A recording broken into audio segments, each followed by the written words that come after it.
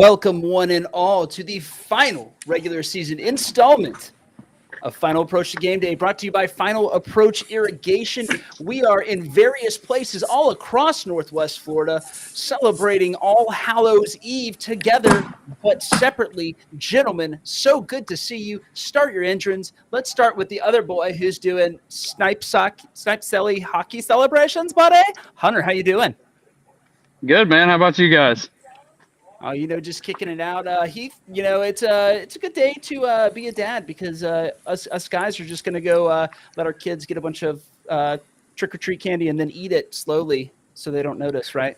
Yeah, unfortunately, it's Halloween night. I got two kids who are still are excited about Halloween, so I'm going to miss the football game tonight for Niceville's final home game, but I will be on the road when they go to Mosley.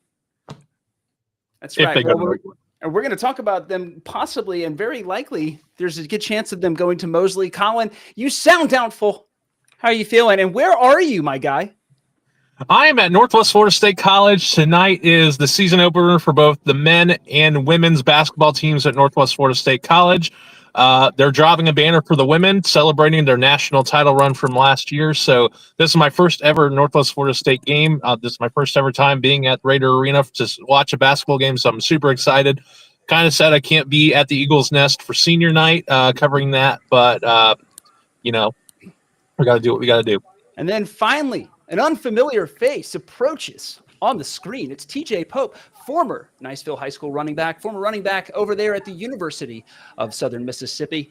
How you doing, brother? Doing good, Big Chris. I appreciate you bringing me on today, man. Yeah, man. So let's go ahead and get started with you. You got a lot of good information.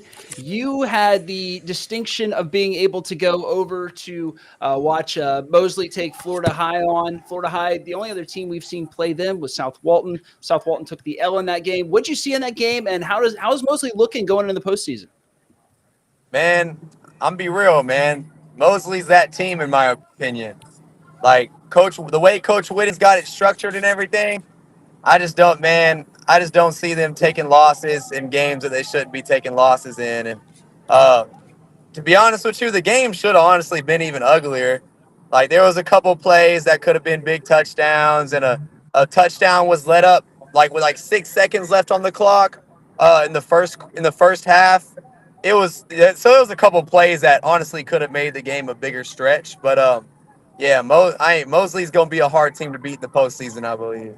Right on. And so, Mosley, and I see Heath shaking his head over here. Brother Heath, let us know what you're thinking in there. Tell me about it. Look, we're going to see a rematch with Niceville, and Niceville's going to handle them very well to move on to the next round of playoffs. I'm telling you, they're strong, but Niceville has evolved the rest of this season, and I think they're going to put up a good fight. Even though they have a less than desired season record, they're going to have a heck of a performance in the playoff. So a lot of stuff cooking in the postseason. And TJ, let's bring you back in. Talk a little bit more about this Mosley team. I mean, for all the people that are, over here in the Niceville area that watch that overtime loss, watch them, claw back into that game to take Mosley to the wire. They want this game. I've talked to a bunch of people that are like, I hope we get Mosley because there ain't no way we're losing. But what do Niceville fans need to remember about this Mosley team that makes them so lethal? Man, one, they fight for their coach. And that's one of the things that's hard to beat. Like, when you've got 11 kids on both sides of the ball that are willing to go to war about their coach, that's hard to beat. And those kids fight and dog out every single day for Coach Whitten. And because Coach Whitten, he pours into those kids and he has a lot of pride for that program. So that's where I'm thinking that it's going to be hard for Niceville. Look, I don't know what's going on with Niceville this year. I haven't been around Niceville, but one thing I know about Mosley is both sides of the ball. Those kids are going hard for Coach Whitten. I don't see them coming out lackadaisical. Yeah, and so in our rankings so far this year, Mosley in our statistics is showing a B+ on offense. They're looking at about 360 yards that they're averaging every single game. They're giving up about 326 yards a game. Talk a little bit about, you're a former running back. Tell me about Sammy Chisholm and the entire stable of running backs they got there. I know you got some other guys we were talking about at lunch this week that are coming up, and they look real good. Yeah, Sammy Chisholm, that's a little worm right there. Worm, he's overlooked. If you look at all the games, that count, Worm goes crazy. Like, he's probably one of the best performing running backs when it counts that I've seen this year. So, you know, I've seen South Walton, I've seen Niceville versus Mosley, I've seen a couple games around there. But when it comes to games that matter, like, I'm not gonna lie, that kid always shows out. Always. Brother Hunter Brock, I got to bring you in on this one. We've been watching, we watched Mosley together. We were texting back and forth. Mosley looked really like a strong team. But Jacoby Gilliard was our answer to Sammy Chisholm over there. What do you think about Jacoby, the end of his first season? He's going out, he's playing tonight against a very threatening Navarre team that we're going to get into here in the next little bit. But what have you seen so far from this offensive line and this running back and Jacoby Gilliard as we head into the postseason? So I think Jacoby has grown already just this season. As the season has progressed, you know, he's young. We talked about that every single week. But he's already growing. And to be perfectly honest with you, and all my Niceville people are going to, some of them are going to understand, some of them might think I'm crazy, but he reminds me of Roy Finch. He's got that running style. He's got a little bit of that quick juke to him. And it is only getting better and better as the season has progressed this year. So I think, you know, I agree with Heath. I think, you know, Mosley's going to have their hands full with Niceville, and I think Niceville stands a great chance to win. I mean, look at what happened earlier in the season, and we've only grown. Now, our offensive line, you know, sometimes they're making great blocks and making holes. Other times they're getting defeated. Personally, from my standpoint, I think we're probably more like a 70-30 offensive line. 70% of the time we're handling what needs to happen. 30% of the time we get beat. I still will take that because that's positive.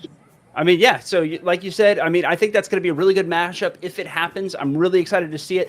But we got a couple of games, gentlemen, that we need to cover, including Choctaw's big last second in the end zone with a second left loss to the 5-4, now 6-4 Enterprise Wildcats. Colin, you pulled up this video. Did you bring it in on the? Let's see. That's no, wrong one. I'm looking for our video and I can't find it, and that really annoys me because I thought I put it in here and I know I did, and so I'm gonna drag it in the old-fashioned way, and you guys are just gonna listen to me talk while I'm doing it. Isn't that fun? Let's see, right here, gotta pull it in. Tough to watch on this one, guys. I mean, this is the last play of the game. So Colin, kind of break down what was happening in this game up until this point. Yeah, so it was sort of a slugfest back and forth between the Enterprise Wildcats and the Choctaw Indians last night. Enterprise had the ball last, and they were actually stopped on fourth down a couple times during their last drive, and they were able to make some good throws, and some penalties actually went their way for them to get down into what was supposed to be field goal range. But as the field goal kicker was lining up, it seemed that Choctaw was having multiple encroachment penalties, actually 3 of them. If I remember correctly, it was a 4th and 8 for the Choctaw Indians, and the 3 encroachment penalties gave them like a 1st and 3 on like the 3-yard line. Enterprise was able to punch it in, but they fumbled the ball in the end zone. Enterprise was able to recover the ball in the end zone. And then ensuing kickoff, it was just a game of laterals. And unfortunately, Choctaw wasn't able to get anything going, and they actually got their first loss of the season. But unfortunately for the Choctaw offense, Mario Alloway was out last night. Dante Whitby was out last night. Without those 2 guys on the field, you can definitely see a change in this defense. They weren't the indomitable force that we saw all year. For Enterprise, you know, they were 0-4 to start the year. They were on a 6-game win streak. There were too many penalties for this Choctaw Indians team to really overcome. I think that I would say somewhere around 15 to 20 penalties from last night. The red zone offense was atrocious at times for Choctaw. They couldn't get anything done. They settled for 2 field goals at points during the game. But I got to say, for Choctaw, you had everything you wanted lining up for you. You had the number 1 seed in 4A. You were guaranteed home playoffs, home field advantage throughout the regional playoffs. With St. Augustine losing last night to Mandarin, you kind of had everything you wanted, and it seemed like that sort of went away from them. So now, when the FHSA rankings and the brackets come out on Thursday, it'll be interesting to see that Choctaw probably had the worst loss versus St. Augustine actually had a better loss because Mandarin's only loss this year was to IMG Academy, which we know what IMG Academy is. They're world beaters. So it would not surprise me if Choctaw fell down to number 2. And I think they have a pretty good shot to make it to visit St. Augustine. But the problem is they're going to go on the road to St. Augustine. And in the past 3 matchups versus the Big Green Indians and Choctaw, St. Augustine is 2-1 in the past 3 matchups. So their road to a regional final game just got a lot tougher. And maybe losing, at the end of you find out what your team did right, did wrong. That's what losses come out. But I saw a completely different Choctaw team than I saw earlier this season, and it gives me pause that there's a real possibility that this Choctaw team does not have a deep playoff run. Yeah, we've been talking about this all day. I think, Keith, you and I talked about it this morning. It's been one of those things where we're watching this Choctaw team take that loss, and I think it's shaken some of our confidence. Like you said, Mario Alloway was out last night. I still think it's a very, very good defense. I'm looking at our numbers right now. Choctaw has a B-, so a slightly above average offense, but its defense only gives up an average of 109 yards a game. They're still really good. The problem is that when they don't have a couple key players, it's looking like it hurt them just enough, right? They only gave up 20 points last night to a very good Enterprise team, right? So part of me says, hey, it is what it is. They lost, but it's not a defining loss for them. And I think that they go to maybe the 3rd round, the 2nd, 3rd, maybe. I put them at 2.5 rounds into the postseason is where I put them right now.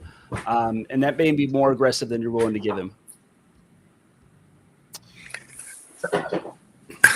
Let's Heath take this one because you were talking about. What do you think, Heath? Well, I tell you, last night's loss, and you did have a few key players out. I think Choctaw. I think they're shown to be a really good team, and on both sides of the ball. But I think last night they were exposed that if they don't have the key players in there, they're not complete. So these guys got to stay healthy into the playoffs. And I'm thinking after watching them, they may make it after the 1st round, maybe to the 2nd round. But I don't see them going all the way, though.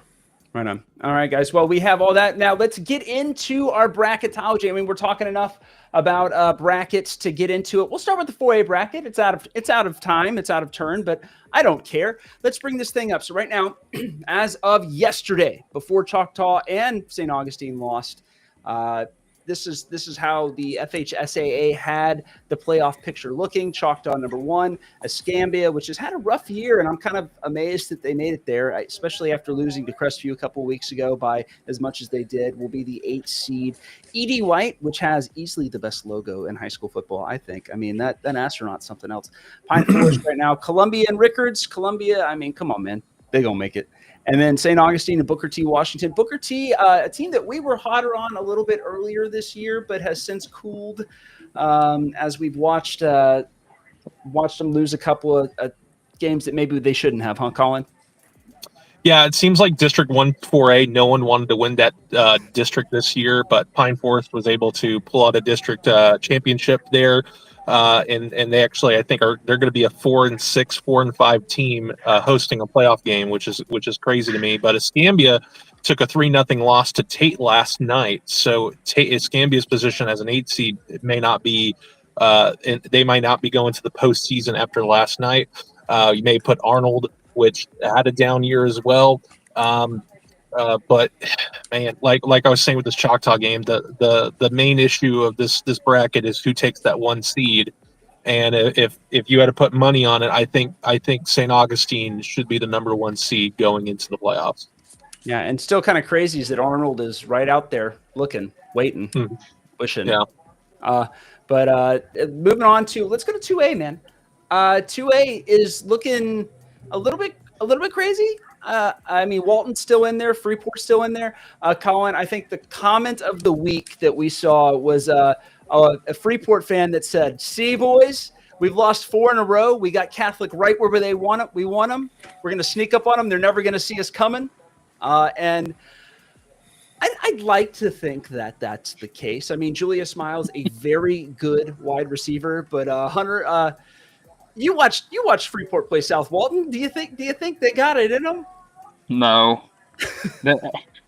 I'd like to see it happen, but sadly, I just don't think it's going to happen. Yeah, Julius Miles is great, but we stood there and watched them play South Walton, and one man can't carry the whole team. Yeah. I just don't see it happening. I think he's a great ball player, but unfortunately, I don't think they're going to be able to beat Catholic. And man, I thought Julius Miles played better defense than he played on offense. I kind of agree with you on that. He was pretty good on the defensive side of the ball. Almost ran it back for a pick six. I think he got a 80-yard interception return. He hit somebody real hard on that 2-point conversion. Those are the two big plays I remember from that game.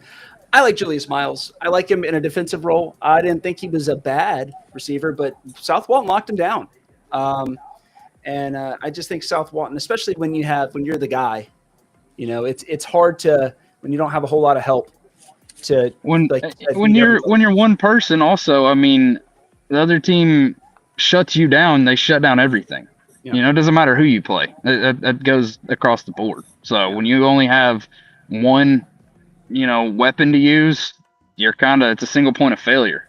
Yeah, exactly. And then looking at the top of that board, Bulls and Walton. I would love to tell you that Walton looks good enough to beat Bulls, but Bulls has been just running through everybody this year. And Walton has a very good defense, but that offense is just not where it needs to be yet. I mean, that's how I see that. And then South Walton, I really like South Walton. I know that they just lost to Catholic by 8 or 9 at Catholic, but I like South Walton if they can make it and play Catholic again. I like them to win that. I like them to get all the way to play Bowls.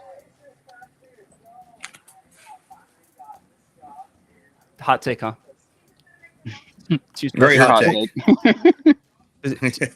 Okay. Anyway, I'd wish I could talk about South Walton, but I was at the Milton Pace game last week instead of the South Walton Catholic game, and Jalen Brown from Catholic, I think, is probably one of the best quarterbacks no one's talking about in Northwest Florida. I think he's getting better and better every single week. And that Catholic team, we saw them lose to Pace, which was their only loss this year. But they were a couple of plays away from beating Pace this year. So it would be it's out of that 2A bracket.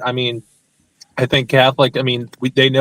I know they can travel and they can probably beat Bulls straight up. But Walton has a game tonight. They're playing with the Maclay Marauders, who are 7-2 entering this game, and that's going to be a very tough bout for them as well. And a loss to Maclay could see Walton being bounced out of the 2A bracket. Indeed, but also a win against Maclay right now, I think, gets them to hop Freeport. I think it hops Freeport. I don't think they'll be able to hop Bozeman, who's a district champ. But let's move on to 5A and bring in TJ again. TJ, you're very familiar with this bracket. Mosley, Niceville right there. We've had a lot of conversation about that. But I'd love to get your take on Milton. Milton, of course, lost to Niceville last week, but through the rest of the year looked halfway decent. What do you think, brother? Did we lose him? I just didn't think they were a good team. But there was some stud athletes. There was some players on the field that really stood out. But as a team, I didn't think they were good at all, to be honest with you. So they got Beachside. They got that 4-5 seed matchup right now. If they go through that, they play Mainland or Lincoln, probably Mainland. Lincoln having a down year this year. And then Ponte Vedra, as always, very dangerous. So we'll be watching them. And then moving into the 6A bracket, which I think is the most fun right now. Crestview's in there. I think Crestview, they're gonna beat on Fort Walton Beach tonight. I don't think there's a way that they don't beat them by less than 35. And then Pace, I can't believe Pace is a 4 seed. That just tells you the strength of this 6A. Pace hasn't lost anybody except for Mary Montgomery out of Alabama. And then Mandarin, of course, took that win yesterday over St. Augustine. So they might be moving into that 1 seed. What do you think, guys? Well, you're seeing, you look at Buchholz. Buchholz is traditionally in one of your biggest competitors in the state. Nice is kind of like, they've been on the map for a while ever since Tebow went through the program. And of course, Pace has had a phenomenal year. So, and then Mandarin. So you're really looking at, Jacksonville and Gainesville area is really producing some really solid teams here. Don't much about Vito, but I know they've been a team to challenge the playoff system and fall short. But the Evans team, I'd have to research that one. I don't know anything about them or the Oak Leafs, but as far as that, Crestview's got a good chance to continue on. And I think one is, I've said it from day one of the season, I think they've just been undercoached. They've got a ton of talent on the team. And as you saw as the season progressed, they really started to show what they're capable of doing. I mean, they came into Niceville and out of nowhere came out and pulled off the W there. So, and they've been progressively getting better as the season progressed as well. So I see them making an impact in the playoffs. I don't see them going all the way, but I do see them competing with pace in there for that, at least for the semis. Right on. Well, we have gone through all of our districts, with the exception of one that I know Colin will kill me if we don't talk about. That's the rural bracket. Colin, walk us through this 16-team mega tournament with which there are 9 teams that I've never heard of.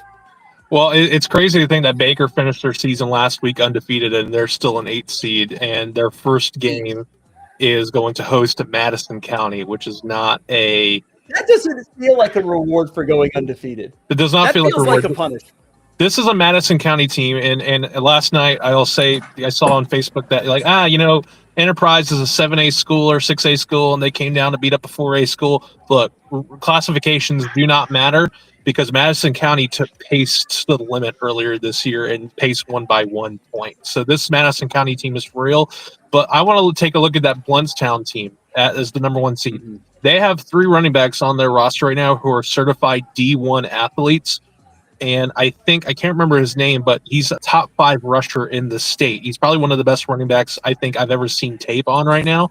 And I hate that I forget his name, but he is like any Power 4 school who gets that guy is going to get a stud running back who eventually will have NFL aspirations. But I see, it's weird because I think the FHSAA is looking at Baker a little too lightly. I think Baker should be a little higher on this list. I agree. In this area, Baker and Blountstown are the only undefeated teams in the rural division. But this is Region 1, and I believe Region 2 as well included in this bracket.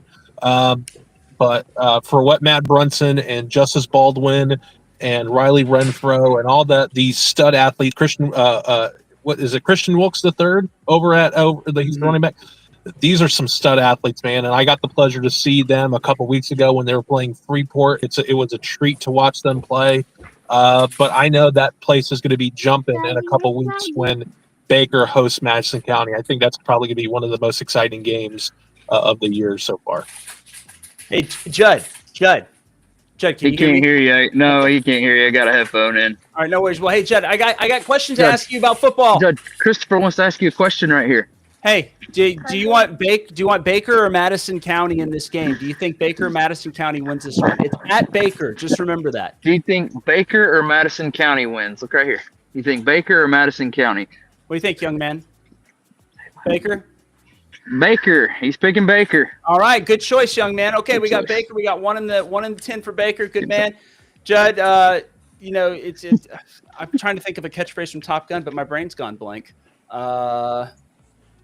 Feel the rhythm, feel the rhyme. No, that's Cool Runnings. Anyway, Cool Runnings. Well, while we are figuring out catchphrases from Top Gun, which have apparently left my mind, we're going to go to commercial break. But when we come back, we're going to be talking about league leaders, stat leaders here. So we'll have the final numbers for you going into week 11.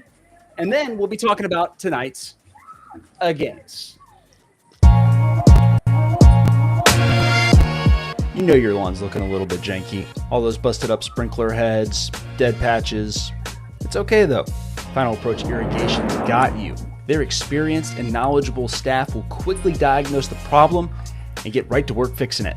Final Approach Irrigation is the best in the game, and they'll keep your lawn looking undefeated this fall. The refs won't be throwing any flags on them. They'll do you right every single time. Absolutely fair and transparent pricing, along with honest work ethic and integrity. Check them out over at finalapproachirrigation.com to get started today. Thanks again to our friends at Final Approach Irrigation for sponsoring this show and making sure you know everything there is to know about high school football here on the Emerald Coast this season.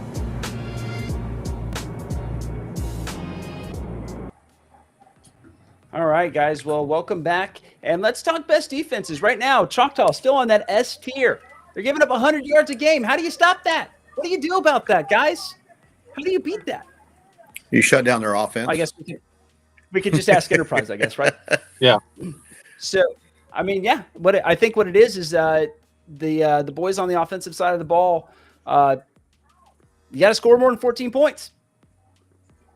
Thoughts, gentlemen?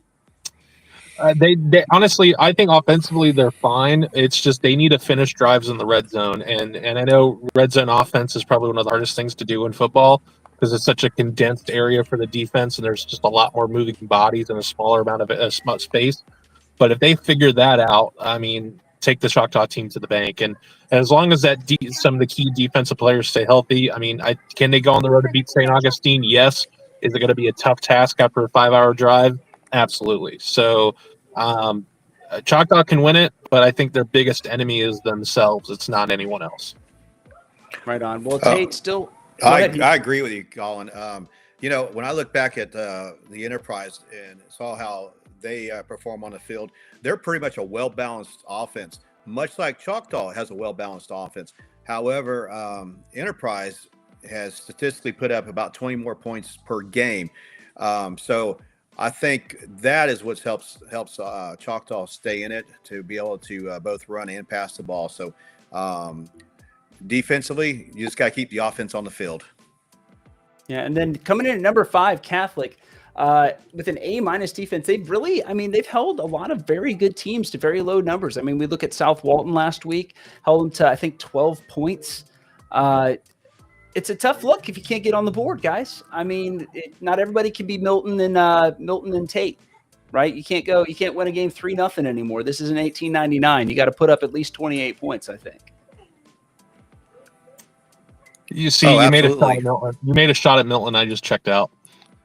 No, that's okay. No, we have plenty of time for the shots at Milton. Don't go away. Man, Stay with us. There's a basketball game starting in 2 minutes, guys. Okay. Anyway, so best defenses, best offenses. Looking at this, Bay. That can't be right. I think that's actually no. It is Bay. Bay actually did get the A+.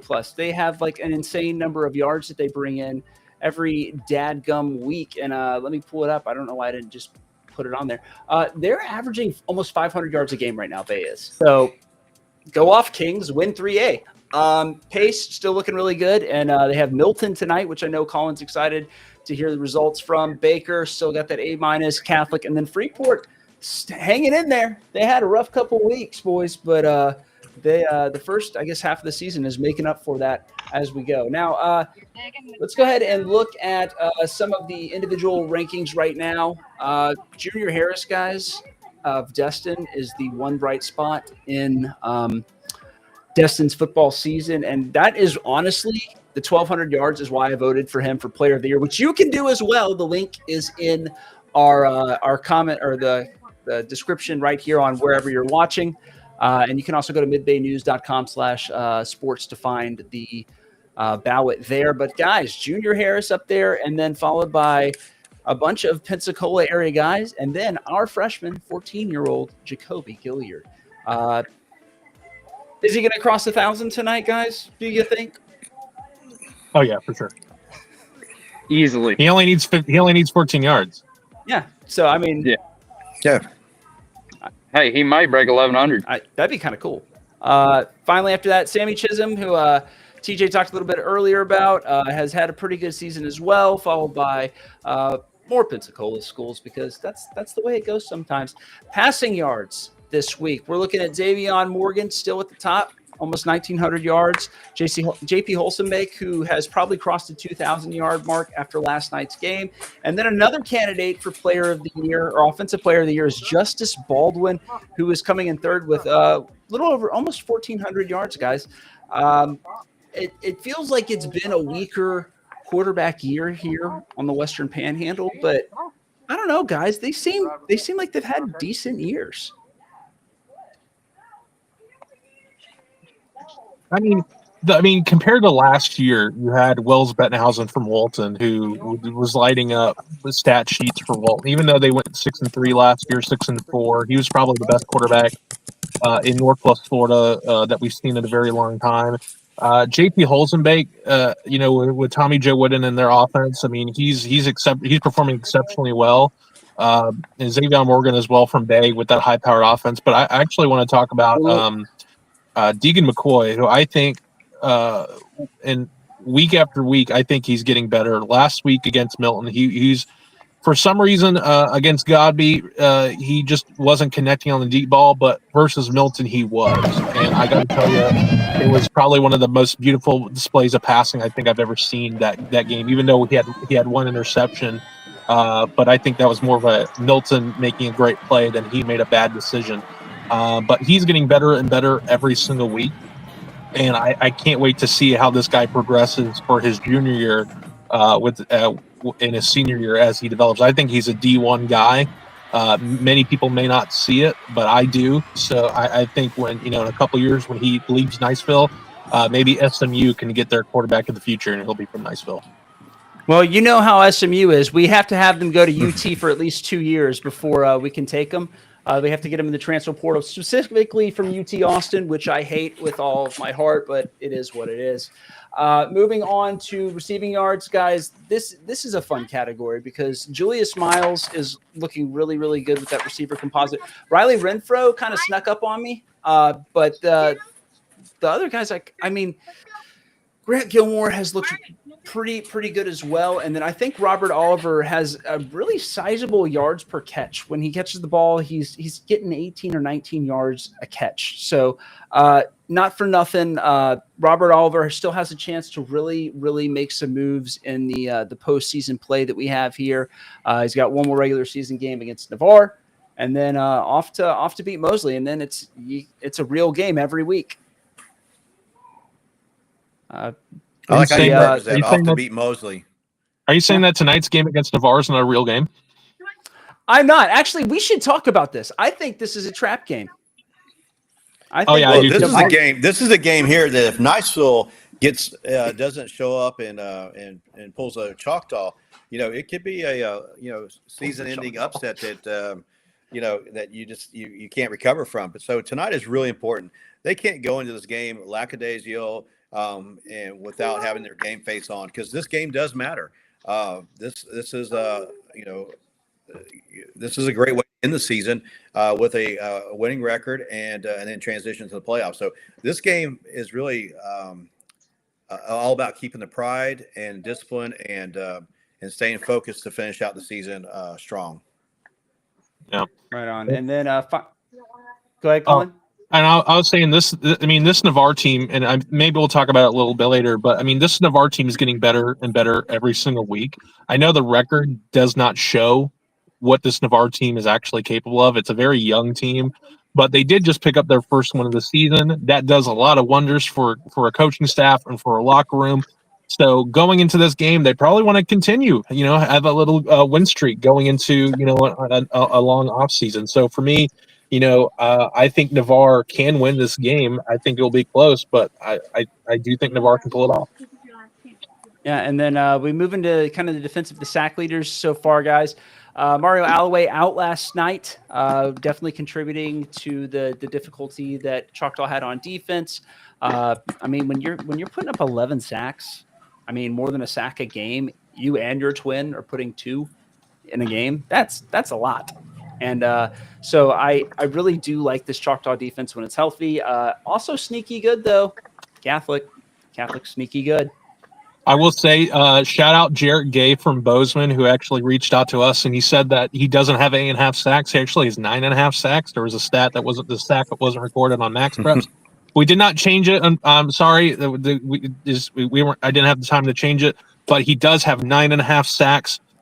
Go off, King. Have a great rest of your season. Hey, advocate for yourself, man. If you don't, no one will. Yeah. So I love it. So for Bozeman locking up a district last week, I think, what are they? 3A, 4A? What are they? They're 2A. Bozeman's 2A, and they locked it up over like Marianna and North Bay Haven and Rutherford. Yeah. So I think it's Rutherford. he's going to. I can pull it up right here. So congratulations for. Oh yeah, man. We don't have enough time. We don't have enough time to talk about this.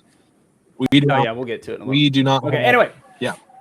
So anyway, we're going to go to commercial break, but when we get back, we're going to be talking about tonight's games, the lines, and the picks. So stay with us. You know your lawn's looking a little bit janky. All those busted up sprinkler heads, dead patches. It's okay though. Final Approach Irrigation's got you. Their experienced and knowledgeable staff will quickly diagnose the problem and get right to work fixing it. Final Approach Irrigation is the best in the game, and they'll keep your lawn looking undefeated this fall. The refs won't be throwing any flags on them. They'll do you right every single time. Absolutely fair and transparent pricing, along with honest work ethic and integrity. Check them out over at finalapproachirrigation.com to get started today. Thanks again to our friends at Final Approach Irrigation for sponsoring this show and making sure you know everything there is to know about high school football here on the Emerald Coast this season. All right, guys, welcome back. Week 11 games. Like we said, Choctaw got upset. 13-point favorite against the Enterprise Wildcats to no avail. Fort Walton Beach is a 38-point dog to the Crestview Bulldogs. Freeport over there playing North Florida Christian in Tallahassee. They are a 3-point dog as well. Not a good week to be a dog, I should say, because all three and again, we got to talk about how many teams are named the Bulldogs in this area. That's got to quit. We got to come up with some different names. Anyway, Navarre, 30-point dog to Niceville. Marianna is the underdog to South Walton by 42 points. And then Walton is down 31. But if they want to keep that 8 seed, they need to perform tonight. Which game, guys, do you see? I guess we'll go first with Heath. What do you see as the most exciting game still on the board tonight? Wow, this one last night I thought was going to be an exciting game, and it was. But that's kind of like we got to focus on tonight. I think really the South Walton is are they going to be able to cover the spread against the Bulldogs? I think they've got the talent to do it, so I'm kind of excited. I'd almost like to go to that game, but then I circle back to the Crestview Bulldogs against Fort Walton Beach. That's going to be exciting. I think Crestview's going to cover the spread on this one here. Right on. Hunter, if you could not go to Niceville, Navarre, which you can't because we're going trick-or-treating tonight, what game would you go to? Let's see here. I think I would probably go to the Crestview Fort Walton game. Yeah. Personally, just because I like to see, the local teams play. I agree. Well, and there's one game that I forgot to put on here that Colin, I know, is angry with me about. Colin, Milton Pace plays tonight. And who do you got in that game? Well, I will say Milton Pace is the best rivalry game in Northwest Florida. It beats Choctaw Fort Walton Beach. It beats Crestview versus Niceville. There's so much love. There's no love lost between these two teams. I know Milton is like a 38-point underdog to Pace, rightfully as they should be. And they're 7-2. How could they be a 38-point dog? Have you seen Pace this year? My God. Fine, fair enough. Yeah. Are they on pace to do great things? Yeah. Have you seen Pace this year? Did you see Milton last week? This is a Milton team that couldn't get things together last week, unfortunately. And I think the bronze helmet stays, unfortunately, in Pace for another year. Colin, what's exciting about these two teams? They're both running. I thought you said LeBron's helmet. These are both running teams. They put up phenomenal stats on average per game for rushing. Milton puts up 251. Pace over 300 yards per game on the ground. They're both almost. Statistically speaking, it's going to be a running game, and I don't think either defense is really going to be able to stop one another. I think it's just going to rip and down against the field. It's going to be high scoring, and it's going to get boring after a while. To be honest with you. Yeah. Right on. But I will say the guys, game I'm interested in actually seeing is Walton versus Maclay. Christopher, you may call me crazy, but defense travels, man. And Walton's is statistically a very good defense in this area. They did just drop 63 points last week against a very good team as well. So, give me Walton with the upset. Right on. With a straight upset? Yeah, straight upset. Wow. Okay. I like that hot take. My hot take is that Niceville is going to win this game by 14 points or less. I think Navarre is still very good, and I think Niceville is still very young. So I do like Niceville to win it, but I think that the Navarre Raiders are a gritty team, and I'm looking forward to that. Well, when we come back, guys, we're going to be talking a little round ball with Colin, who is, of course, at Raider Arena for the tip-off tonight. So stay with us, and we'll cover that when we come back. You know your lawn's looking a little bit janky. All those busted up sprinkler heads, dead patches. It's okay though. Final Approach Irrigation's got you. Their experienced and knowledgeable staff will quickly diagnose the problem and get right to work fixing it. Final Approach Irrigation is the best in the game, and they'll keep your lawn looking undefeated this fall. The refs won't be throwing any flags on them. They'll do you right every single time. Absolutely fair and transparent pricing, along with honest work ethic and integrity. Check them out over at finalapproachirrigation.com to get started today. Thanks again to our friends at Final Approach Irrigation for sponsoring this show and making sure you know everything there is to know about high school football here on the Emerald Coast this season.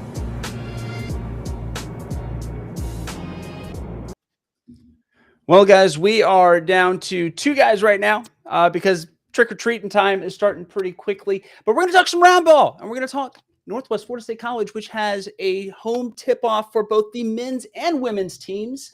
Colin, you got to speak, or I guess I got to speak with Bart Walker, and then we got to put something together, a story and all that other good stuff.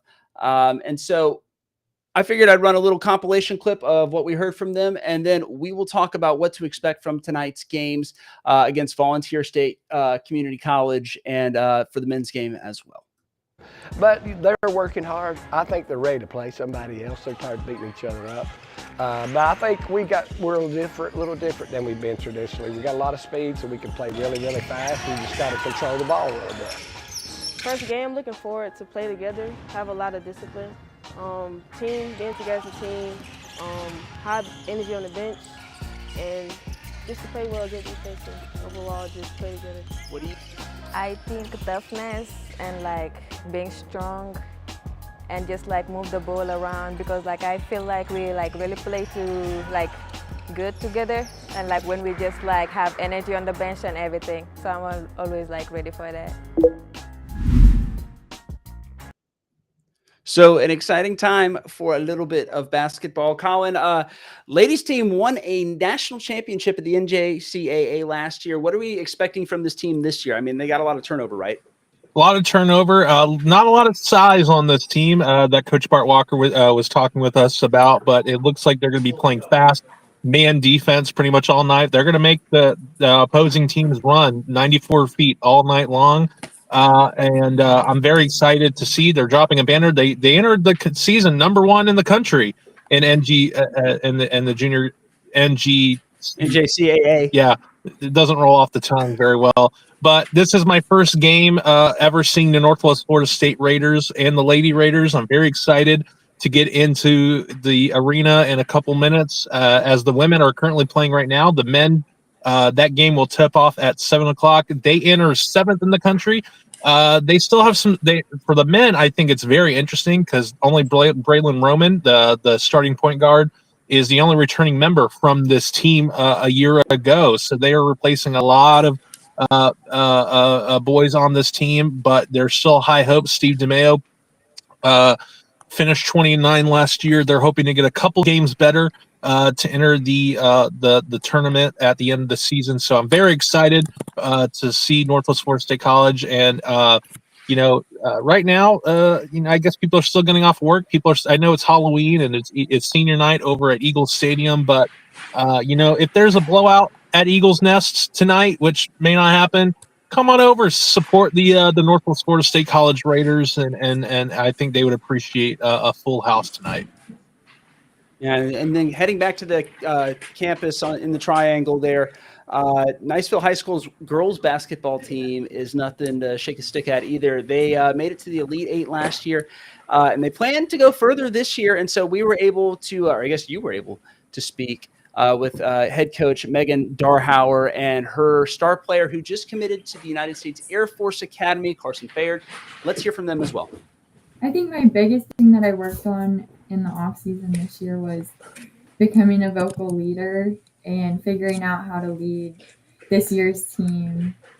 Over the off season, very big news for you. You announced that you're going to the Air Force Academy. You'll be playing basketball there, and then becoming one of our special members in our armed forces. Talk to me about that process of going to the Air Force Academy. I know your brother is in the Naval Academy, if I'm not wrong. So talk to me about that family rivalry that you have with your brother now, of being in two different service academies. How did that whole process go? The recruiting process was good. Right now I'm working on the application process to get into the Air Force Academy, and that is a long process, but once I'm there, it's all going to be worth it. And yes, my brother is at the Naval Academy, so we definitely have a house divided, a family rivalry, which is fun. Now, you're one of 4 seniors returning to this team from last year, actually juniors, now seniors. Talk to me about this group of seniors that you have on this team, including yourself. How do you guys think you guys play off each other in terms of leading this team or teaching the younger girls who are now coming into the program for the first time? Yes. I think our group of seniors have become very tight, and we all get along very well, and that makes it nice and easy to play together and to lead the rest. If they see that we're all getting along and doing what we're supposed to do, they kind of just follow in after us. But looking at your schedule, you open with Booker T. Washington, you end with Booker T. Washington and Milton, 2 teams who made it to district playoffs last year. Booker T. Washington, correct me if I'm wrong, won 5A, which is you guys are 5A. We're 6A. Yeah, 6A. We're 6A. Booker T won 5A district. So, but those are basically starting out your season. You have really 2 tough opponents, and ending your season, you have 2 tough opponents. Is this sort of the litmus test on basically early in the season? You know where your team stands going into the season, and then you sort of have an idea where your team is at going into the playoffs. Is that sort of how you see it? Are there any other games on the schedule that you're looking at? Okay, this is we're circling this date on the calendar.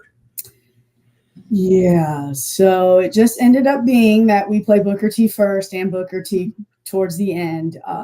But we're one of the very few teams around here that will play them. We're not afraid of them, but we also know that they are very good, and it is a good litmus test, like you said, because beginning of the year, everybody's still trying to figure things out, as far as team chemistry on the court and personnel. But then we play them again towards the end. So hopefully, however the game shakes out in the beginning, it'll be better the second time. We'll make some adjustments.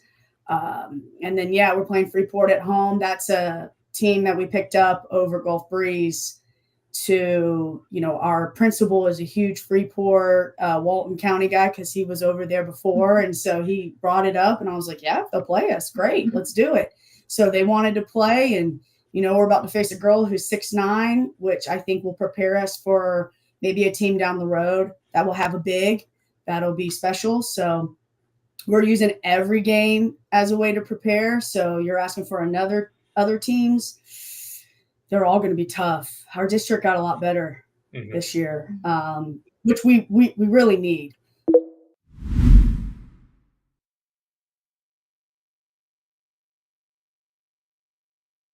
I'm going to probably just go ahead and turn us all back on. So an exciting season of basketball coming our way. Hoping to catch as many games as humanly possible for both Niceville and Northwest Florida State College. But guys, I know we all have trick-or-treating that needs to get done, and you have basketball Colin. So we're going to go away now, and we hope that you have a wonderful evening and that Niceville prevails by 80. Till Valhalla. One thing. Yes. Thursday, November 6th, we will be live starting at 11 o'clock as the FHSA releases their brackets, official brackets for all classifications. We will have guests on, Irish Bill, Gareth Stearns, the voice of the Choctaw Indians and the Navarre Raiders, respectively. We're trying to get some coaches on as well, talk about their seasons and how their mindset is going to playoffs. Should be a fun time. Christopher may jump in and out throughout the show because I know he's busy doing stuff, but my phone's, I guess, ringing, so I guess I got to go now. So, all right, guys. Well, Heath, any final comments for the crowd? Happy Halloween. May everyone have a safe transition around the neighborhoods, and don't scare too many people away. And brothers, may all of your Halloween candies be full bars, specifically Crunch bars.